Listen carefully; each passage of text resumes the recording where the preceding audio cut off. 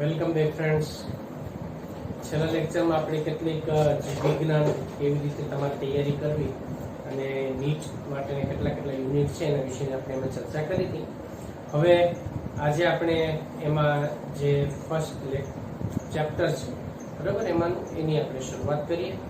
તો યુનિટ જે સેકન્ડ છે, બીજો યુનિટ જે હતો બરાબર એમાંનું જે પહેલો ચેપ્ટર એટલે લેસન નંબર 5 અને પાંચમો ચેપ્ટર જે છે એમાં, અને એ ચેપ્ટરનું ટાઇટલ છે સપુષ્પી વનસ્પતિ જે છે એ સપુષ્પી વનસ્પતિની બાહ્યાકાર રચના. તો સપુષ્પી વનસ્પતિની બાહ્યાકાર વિદ્યા અથવા બાહ્યાકાર છે.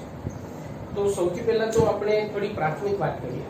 આપણે બધા જાણીએ છીએ કે સજીવની અંદર આપણે ઘણા બધા જે સૂક્ષ્મ જીવોથી માંડી અને ઉચ્ચ કક્ષાના પ્રાણીઓ સુધી બધાનો સમાવેશ કરીએ છીએ. અને આ સજીવની અંદર આપણને ઘણી બધી અલગ અલગ પ્રકારની વિવિધતાઓ જોવા મળતી હોય છે. આ બધાના વિશે આપણે લેસન નંબર 1 ની અંદર ડિટેલમાં ચર્ચાઓ કરશું કે સજીવના કયા કયા લક્ષણો હોય. પણ સૂક્ષ્મ જીવથી લઈ અને વનસ્પતિ અને પ્રાણીઓ જે છે આ બધાનો સમાવેશ આપણે સજીવ સૃષ્ટિમાં કરીએ છીએ. તો સજીવ સૃષ્ટિ કઈ એક જ જગ્યાએ સ્થિર તો ન હોય કે સ્થાયી ન હોય. એ હંમેશા એ ઘણી બધી અલગ અલગ પ્રકારના નિવસન તંત્રમાં પોતાનું જીવન જીવતી હોય છે અને એનો જે વ્યાપ છે, વિસ્તાર જે છે એ વધતો પણ જતો હોય છે જો કોઈ બાહ્ય મતલબ કોઈ પરિબળો અસર ન કરે તો આ સજીવમાં એક મુખ્યત્વે જેનો સમાવેશ આપણે નિવસન તંત્રની અંદર એમાં પાયાના એકમ તરીકે લઈએ છીએ એવી વનસ્પતિ. અને વનસ્પતિ સૃષ્ટિની અંદર પણ અલગ અલગ પ્રકારના જે વનસ્પતિઓનો સમાવેશ થાય, જેમ કે એમાં ફૂગ હોય, આમ તો બેક્ટેરિયાથી શરૂ કરે તો બેક્ટેરિયા હોય, ફૂગ હોય, લીલ હોય, દ્વિઅંગી વનસ્પતિ હોય, ત્રિઅંગી વનસ્પતિ હોય, અનાવૃત બીજધારી વનસ્પતિ હોય અને આવૃત બીજધારી વનસ્પતિ. તો આ બધી જ જે વનસ્પતિ સમૂહો છે એને આપણે આવી જુદી જુદા એના લક્ષણોના આધારે અને એના જે કોઈ પણ એમાંની દેહધાર્મિક પ્રક્રિયાઓના આધારે, એની અંદરના જે એના નિવસન રહેઠાણના આધારે, આ બધાના આધારે આપણને એના જે સામાન્ય લક્ષણો નક્કી કરી શકાય અને જુદા જુદા વર્ગીકરણની અંદર પણ એને વર્ગીકૃત કરી શકાય છે. તો એમાં સપુષ્પી વનસ્પતિ એટલે શું? સૌથી પહેલા તો આ શબ્દને આપણે સમજીએ. સપુષ્પી એનો અર્થ શું થાય કે જે વનસ્પતિ પોતાના જીવનકાળ દરમિયાન પુષ્પનું નિર્માણ કરે, પુષ્પનું સર્જન કરે એવી વનસ્પતિને કઈ વનસ્પતિ કહેશું? સપુષ્પી વનસ્પતિ. તો જે વનસ્પતિ પુષ્પ ઉત્પન્ન કરે એને સપુષ્પી કહેવાય. તમે ક્યાંય જોયું કે લીલ કે ફૂગમાં પુષ્પ હોય? પુષ્પ એટલે આપણે જેને ફૂલ તરીકે ઓળખીએ છીએ, ફ્લાવર. તો ફૂગ કે લીલમાં કે પુષ્પ જોયું ન હોય. તો પુષ્પ જે ધરાવે એ વનસ્પતિને શું કહેશું આપણે? સપુષ્પી વનસ્પતિ તરીકે ઓળખવામાં આવે છે. અને સપુષ્પી વનસ્પતિ જે છે એની અંદર પણ ખાસ કરીને એમાં આવૃત બીજધારી વનસ્પતિ અને અનાવૃત બીજધારી વનસ્પતિ જે છે એનો સમાવેશ થાય. અને અહીંયા આપણે ખાસ એમાં ચર્ચા કરશું એમાં જે આવૃત બીજધારી વનસ્પતિ છે એ સપુષ્પી વનસ્પતિ તરીકે એની કેવી કેવી લાક્ષણિકતા જોવા મળે છે અને એમાં કઈ કઈ પ્રકારની બાહ્યાકાર રચના જોવા મળે છે, તો એના વિશેની પણ આપણે વાત કરીએ. તો સપુષ્પી એટલે આપણને ખ્યાલ આવી ગયો કે જે પુષ્પનું નિર્માણ કરે ને એ વનસ્પતિને સપુષ્પી કહેવાય. હવે એની બાહ્યાકાર વિદ્યા એટલે શું? બાહ્યાકાર વિદ્યા એટલે આપણે એને મોર્ફોલોજી તરીકે ઓળખીશું. તો બાહ્યાકાર વિદ્યા આપણે કોને કહી શકાય? ભાઈ બાહ્યાકાર વિદ્યા એટલે શું? બરાબર, તો એના વિશેની હું તમને થોડી પ્રાથમિક વાત કરી. બાહ્યાકાર વિદ્યા એટલે કે જે કોઈ પણ સજીવનો, એ બાહ્યાકાર વિદ્યા પ્રાણીઓની પણ હોય, બાહ્યાકાર વિદ્યા વનસ્પતિની પણ હોય, કોઈ પણની બાહ્યાકાર બાહ્ય દેખાવના આધારે આપણને બાહ્ય દેખાવ જે જોવા મળે એના આધારે આપણે એના જે કોઈ પણ એનું લક્ષણોની ઓળખ કરી શકીએ, એનું વર્ગીકરણ કરી શકીએ, બરાબર, અને સજીવની ઓળખ કરી શકીએ, એને યોગ્ય જૂથમાં એની વહેંચણી કરી શકીએ. તો આ રીતે વનસ્પતિની પણ બાહ્યાકાર વિદ્યા છે. તમે એક વસ્તુની કલ્પના કરો, તમે ઘણી બધી વનસ્પતિને ઓળખતા જશો ને. આમ તો લીમડો તમે જોયો હશે, પીપળો જોયો હશે, આંબો જોયો હશે, આવી વડ જોયો હશે, ઘણી વનસ્પતિ તમે જોઈ છે. તમે એમાંથી કોઈ પણ એક વનસ્પતિની તમારી નજર સામે લાવો. ધારો કે તમે લીમડો તમે વિચારો છો, કલ્પના કરો તમારી સામે લીમડાનું વૃક્ષ છે. તો આ લીમડાનું જે વૃક્ષ છે એમાં તમને શું બાહ્યાકાર રીતે શું દેખાય? સૌથી પહેલા તો આપણને છે ને એમાં નીચેથી જો આપણે શરૂ કરીએ ઉપરની તરફ તો આપણને એમાં પ્રકાંડ દેખાય, પ્રકાંડ, બરાબર, પ્રકાંડ દેખાશે. પછી ઉપરની તરફ જોઈએ તો એની શાખાઓ દેખાય. પછી શાખાઓ ઉપરના આપણને પર્ણો જોવા મળે અને એમાં એના પુષ્પો હોય, જો પુષ્પ ફ્લાવરિંગ સીઝન હોય તો, અને એની ફળ એટલે લીંબોળી એ આપણને એમાં જોવા મળશે. તો આ તમે બહારથી જોયું ને કે આ વનસ્પતિમાં બહારથી શું દેખાય છે. તો જે વનસ્પતિના તમે બહારથી જે લક્ષણો જોયા ને એનો અભ્યાસ એટલે એનું શું કહેવાય કે બાહ્યાકાર વિદ્યા. સમજાય કે બહુ સિમ્પલ વસ્તુ છે. બાહ્યાકાર વિદ્યા એટલે શું તો કે બહારથી જેને જોવામાં આવે અને એ બહારથી જે જે લક્ષણો દેખાય એનો અભ્યાસ કરવો, અને એને કહેવાય બાહ્યાકાર વિદ્યા. એને કહેવાય પ્લાન્ટ મોર્ફોલોજી. અને વનસ્પતિની અંદર આવી જે સપુષ્પી વનસ્પતિ છે એની બાહ્યાકાર વિદ્યામાં આપણને ઘણી બધી લાક્ષણિકતાઓ જોવા મળતી હોય છે. તો આ જે લાક્ષણિકતાઓ છે વનસ્પતિની અંદર, બરાબર, એ લાક્ષણિકતાઓ શાના માટે હોય? હવે તમે જ વિચારો, આપણને વિચાર થાય ક્યારેક કે ભાઈ લીમડો ને પીપળો આ બે જુદા કેમ છે? કેમ બધામાં એક જ પ્રકારના વૃક્ષો નથી જોવા મળતા? કેમ બધી એક જ પ્રકારની વનસ્પતિ નથી જોવા મળતી? હે, શા માટે બધામાં વિવિધતાઓ છે? તો વિવિધતા જે છે એના આધારે સજીવ સૃષ્ટિ આખી એમાં આપણને ટકી રહેલી જોવા મળતી હોય છે, અને એટલે જ આપણે એનો અભ્યાસ જે છે એ પણ સુવ્યવસ્થિત રીતે કરી શકીએ છીએ. તો બાહ્યાકાર વિદ્યા જે છે એ બાહ્યાકાર વિદ્યાનો અભ્યાસ શા માટે હોય જરૂરી છે? એ ન કરીએ તો, અથવા તો એ ન હોય તો એનાથી આપણને શું ફરક પડવાનો છે? તો બાહ્યાકાર વિદ્યાનો અભ્યાસ શા માટે જરૂરી છે? બરાબર, બાહ્યાકાર વિદ્યા જે છે એ બાહ્યાકાર વિદ્યાનો અભ્યાસ, આ બાહ્યાકાર વિદ્યાનો અભ્યાસ શા માટે જરૂરી છે? ચલો આ પ્રશ્નનો જવાબ મેળવીએ. તો આપણે એ જાણીએ છીએ કે આપણે કોઈ પણ વનસ્પતિને કે કોઈને પણ પ્રાણીઓને ભાઈ ઓળખવા હોય તો આપણે કોના આધારે ઓળખીએ? તો કે બાહ્ય દેખાવના આધારે ઓળખીએ. સ્વાભાવિક વસ્તુ છે. પ્રાણીઓની વાત કરીએ, તમને હું ખાલી પ્રાણીના લક્ષણ કહું, ભાઈ ખૂબ મોટું કદાવર પ્રાણી, આગળ સૂંઢ હોય, તમને મગજમાં તરત ક્લિક થાય કે હું કોની વાત કરું છું? હાથીની વાત કરું છું. બસ એવી જ રીતે તો એ શું થયું તો કે એનો બાહ્યાકાર લક્ષણ. બસ એવી જ રીતે આપણે વનસ્પતિમાં પણ આપણે જો વાત કરીએ તો વનસ્પતિની અંદર પણ એમાં અલગ અલગ પ્રકારની સ્વરૂપની વનસ્પતિઓ જોવા મળતી હોય છે. તો આમ દરેક સજીવોના ઓળખ માટે ખાસ કરીને આપણે બાહ્યાકાર વિદ્યાનો અભ્યાસ કરવો જરૂરી છે, જેથી કરીને આપણે ઓળખી શકીએ ને એને કે આ આંબો છે, કે આ એમાં વડ છે, કે આ પીપળો છે. આપણે ઓળખી શકીએ. આ ગુલાબનો છોડ છે કે આ જાસૂદનો છોડ છે. કોના આધારે ઓળખો તમે? કયો તો કે એના પર્ણના આધારે, એના સ્વરૂપના આધારે, એના પુષ્પના આધારે, એના ફળના આધારે આપણે ઓળખીએ. આપણને એટલો તો ખ્યાલ આવે કે ભાઈ આ કાકડી છે ને આ દૂધીનું ફળ છે, એ બંનેમાં ખ્યાલ આવે ને, સ્વાભાવિક છે. આ ગુલાબનું ફળ છે ને આ જાસૂદનું, સોરી, આ ગુલાબનું પુષ્પ છે ને આ જાસૂદનું પુષ્પ છે, તો એ તરત ખ્યાલ આવે. કોના આધારે? બાહ્યાકાર રચનાના આધારે. એટલે બાહ્યાકાર રચનાનો આધાર શા માટે જરૂરી છે? કે બાહ્યાકાર વિદ્યાના આધારે આપણે સૌથી પહેલા તો એ જે વનસ્પતિ છે એ વનસ્પતિના બાહ્યાકાર લક્ષણોને આધારે, બાહ્યાકાર એના જે લક્ષણો છે એ લક્ષણોને આધારે તેની ઓળખ અને તેનું વર્ગીકરણ, બરાબર, તેનું વર્ગીકરણ એ કરી શકીએ છીએ. સૌથી અગત્યની વસ્તુ એ છે કે બાહ્યાકાર વિદ્યા શા માટે ભાઈ? તો વનસ્પતિની ઓળખ કરવા માટે, અને બીજું તો કે વનસ્પતિના વર્ગીકરણ માટે. એટલે વનસ્પતિની ઓળખ અને વનસ્પતિના વર્ગીકરણ માટે આપણે બાહ્યાકાર વિદ્યા જે છે એને ઓળખવી ખાસ જરૂરી છે, એનો અભ્યાસ કરવો એ પણ જરૂરી છે. હવે આપણે વાત કરીએ વનસ્પતિની જે બાહ્યાકાર વિદ્યામાં સૌથી પ્રાથમિક બાબત જેને આપણે ગણી શકાય તો વનસ્પતિને આપણે જો જોઈએ તો વનસ્પતિના સ્વરૂપ કયા કયા છે? વનસ્પતિના સ્વરૂપ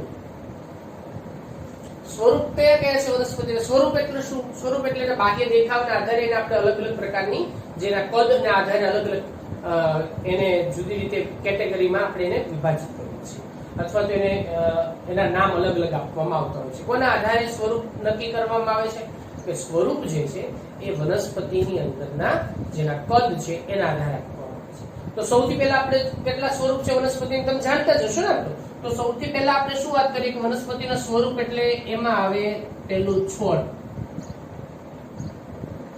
છોડ, બરાબર. છોડ એટલે આપણા મગજમાં સીધો એક નાનો વનસ્પતિ કે એને આપણે છોડ તરીકે ઓળખી શકાય. જેમ કે તુલસી હોય તો એને આપણે છોડ કહી શકાય, બરાબર. એ રીતે તમે કોઈ પણ બીજી નાની વનસ્પતિને જો તમે એ રીતે જુઓ તો આપણે એ બધાને શું કહી શકાય? બારમાસી હોય, તુલસી હોય તો એને આપણે શું કહી શકાય? આ છોડ સ્વરૂપની વનસ્પતિ છે.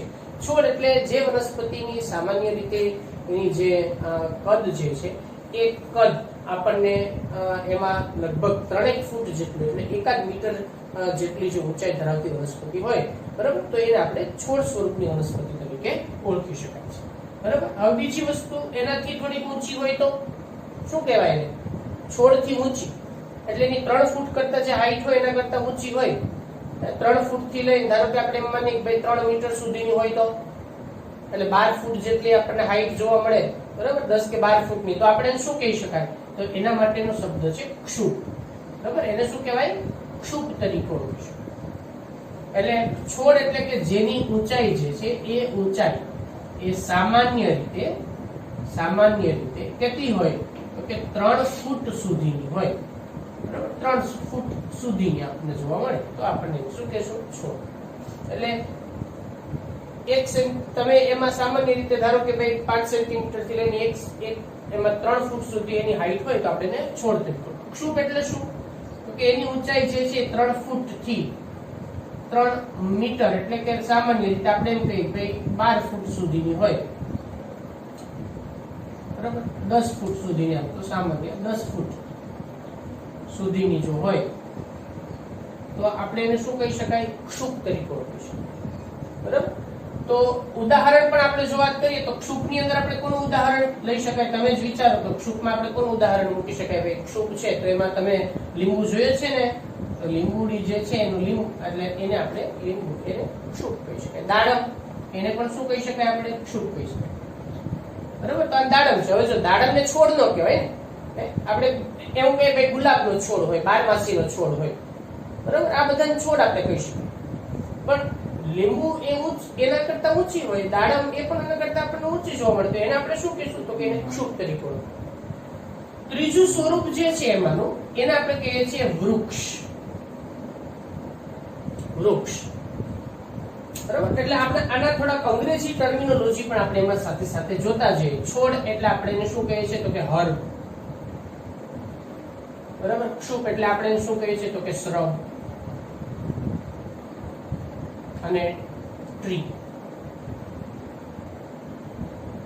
તો આ રીતે એની અંદર વૃક્ષ જેની ઊંચાઈ એ 12 ફૂટ કરતા ખૂબ વધારે આપણને જોવા મળતી હોય છે તો એને આપણે વૃક્ષ તરીકે ઓળખી શકાય, બરાબર. જેની ઊંચાઈ આપણને 12 ફૂટ કરતા વધારે હોય તેને શું કહી શકાય આપણે? બરાબર. તો વૃક્ષ. ઉદાહરણ પણ તમે જાણો જ છો. ઉદાહરણ તરીકે આપણે શું કહી શકાય? તો કે પીપળો, બરાબર, વડ, લીમડો, આ બધા શું છે? તો કે બધા વૃક્ષ છે. તો જો વનસ્પતિને બાહ્યાકાર રચનાની દ્રષ્ટિએ એના સ્વરૂપની વાત કરીએ છીએ, બરાબર. આ મેં ખાલી માત્ર ઊંચાઈ એક જ એનું લક્ષણને અહીંયા ધ્યાનમાં લીધું છે આપણે, અને એના આધારે આપણે એના સ્વરૂપ વિશેની આપણે ચર્ચા કરી છે. હા, અને ચોથું સ્વરૂપ એટલે જેને આપણે શું કહીએ છીએ? તો કે વેલાઓ, બરાબર. તો આ ચોથું સ્વરૂપ છે એનું, જેને આપણે વેલાઓ તરીકે. વેલાઓ એટલે શું? તો કે જે વનસ્પતિ એમાં નબળું પ્રકાંડ ધરાવતી હોય, અને નબળું પ્રકાંડ ધરાવતી હોય એટલે કે એ સીધી ટટ્ટા રહી શકતી નથી, એના આધાર જોઈએ કોઈની સાથે વીંટળાઈને અથવા જમીન ઉપર ફેલાય અને વનસ્પતિ જે છે એ એમાં આગળ વધતી હોય તો એને એ જે વનસ્પતિ છે એને આપણે વેલાઓ તરીકે ઓળખી શકાય. એટલે કે નબળા પ્રકાંડ ધરાવતી જે વનસ્પતિ છે, નબળા પ્રકાંડ ધરાવતી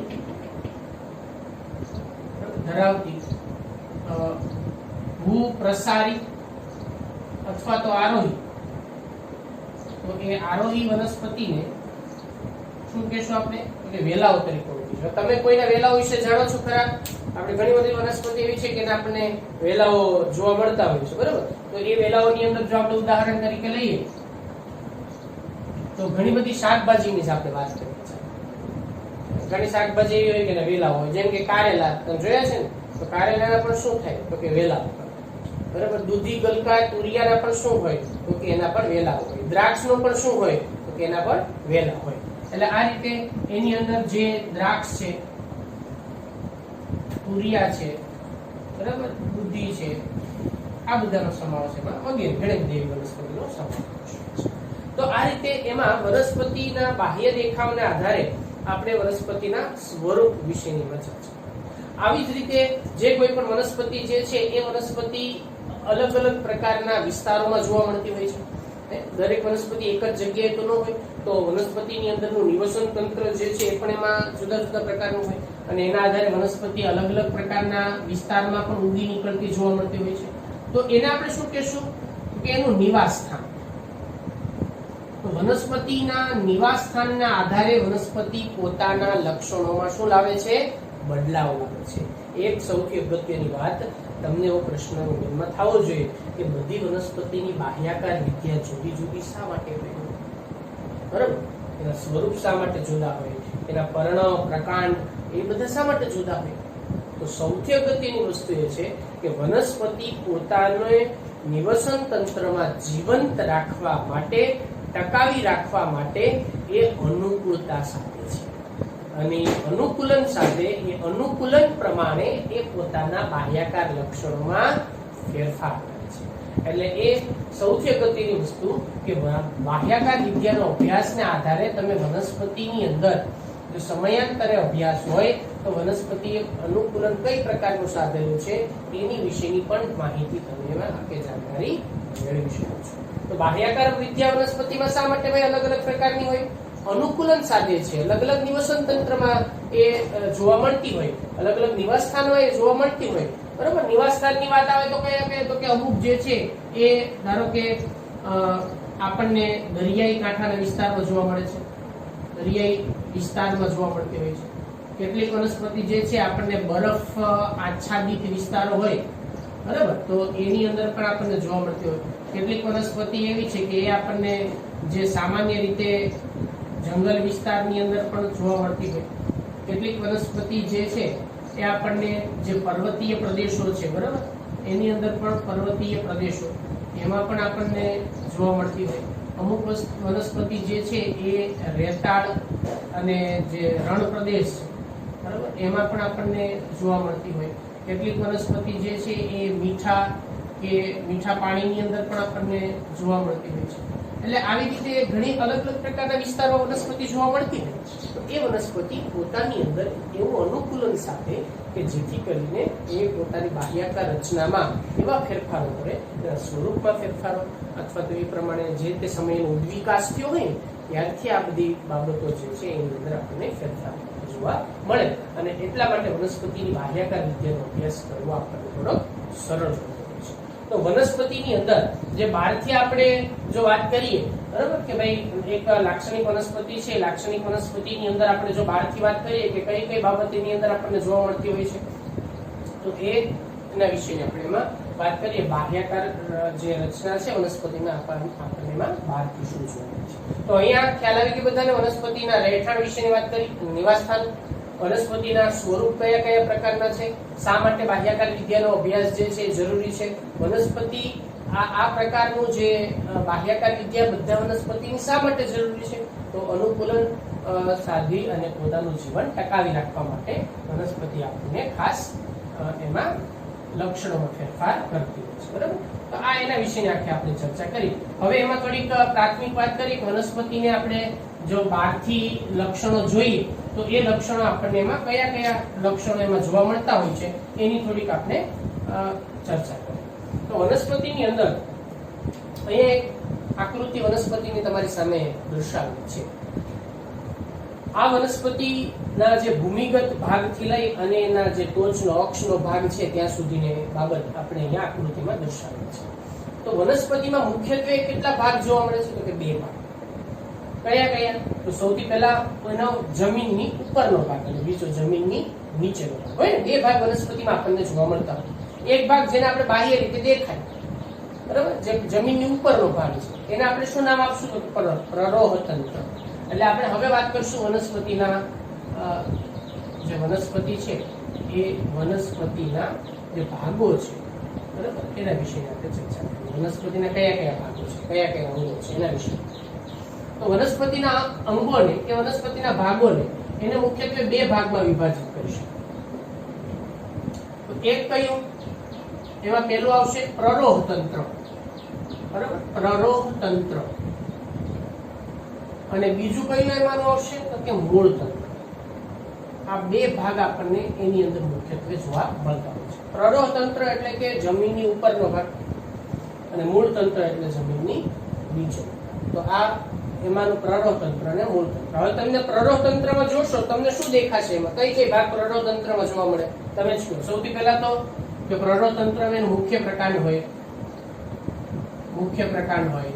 પછી તો કે એની અંદરની અલગ જે કોઈ પણ એમાંની જે શાખાઓ છે, બરાબર, એ શાખાઓ આપણને જોવા મળે. પછી એમાં પર્ણો હોય, બરાબર, એમાં કલિકાઓ હોય. એ કલિકાઓ એમાં પુષ્પની રચના હોય, પુષ્પ કલિકા હોય અને એનું ફળ. તો આ થયું પ્રરોહ તંત્રમાં. તો પ્રરોહ તંત્રમાં આ પ્રકારની જે રચના છે આપણને જોવા મળતી હોય છે. અને મૂળ તંત્રમાં એની અંદર મુખ્યત્વે આપણને મૂળ નો સમાવેશ કરવામાં આવતો છે, બરાબર. તો અહીંયા આકૃતિની અંદર મુખ્ય પ્રકાંડ, મુખ્ય અક્ષ જે છે આ એનું મુખ્ય પ્રકાંડ છે. એની મુખ્ય પ્રકાંડમાંથી અલગ અલગ શાખાઓ અહીંયા આપણને નીકળતી જોવા મળતી હોય છે.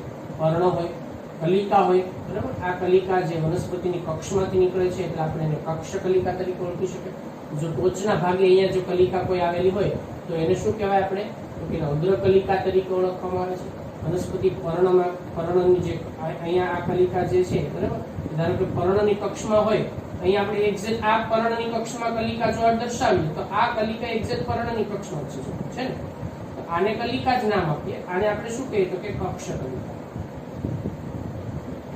આ કક્ષ કલિકા, કલિકા, અગ્ર કલિકા, બરાબર. આમાં પુષ્પ હોય અને આ પણ પુષ્પીય કલિકા છે, પુષ્પની કલિકા છે. ગાંઠ એટલે જે ભાગમાંથી પર્ણ ઉત્પન્ન થાય, જે ગાંઠનો ભાગ જ્યાંથી, એને ગાંઠ તરીકે ઓળખી શકાય. એટલે બે પર્ણ, બરાબર, એક પર્ણ અહીંયાથી ઉત્પન્ન થયું, આ ગાંઠમાંથી ઉત્પન્ન થયું. આ બે વચ્ચેનો જે ભાગ છે ને, આ ભાગ આટલો, એને આપણે શું કહી શકાય તો કે આંતરગાંઠ તરીકે ઓળખી શકાય. આંતરગાંઠ એટલે શું? તો કે બે ગાંઠ વચ્ચેનો જે અંતર છે એને આંતરગાંઠ તરીકે ઓળખવામાં આવે છે. આંતરગાંઠ એટલે જે બે ગાંઠ વચ્ચેનું અંતર, એને શું કહેવાય? આંતરગાંઠ, બરાબર. એક ગાંઠ અને બીજી ગાંઠ, બે ગાંઠ વચ્ચેનું અંતર આંતરગાંઠ. એટલે આ રીતે વનસ્પતિની અંદર આપણને અલગ અલગ પ્રકારના જે કોઈ પણ ભાગો છે અથવા તો જે રચનાઓ છે એ રચનાઓ આપણને જોવા મળતી હોય છે. તો બાહ્યાકાર રચનાની અંદર પ્રરોહ તંત્ર અને મૂળ તંત્ર, બરાબર, એના વિશેની આપણે એમાં આગળ વાત કરશું, ડિટેલમાં ચર્ચા કરશું. સૌથી પહેલા એમાં આપણે આગળના જે નેક્સ્ટ લેક્ચર છે એ નેક્સ્ટ લેક્ચરની અંદર આપણે એના મૂળ વિશેની અને પર્ણ, પછી એના જે કોઈ પણ પ્રકાંડ અને પુષ્પ, એના વિશેની આગળ આપણે ક્રમશઃ ડિટેલમાં ચર્ચા કરતા જશું. તો આ જે ટોપિક આપણે એમાં જે ભણ્યા છે ને, વ્યવસ્થિત રીતે તમે એક વખત બધું પરિવાર સમજી લેજો, જોઈ લેજો. અને પછી એમાં આગળનો ટોપિક જે છે મૂળ, બરાબર, એના વિશે આપણે નેક્સ્ટ લેક્ચરમાં ચર્ચા કરીશું.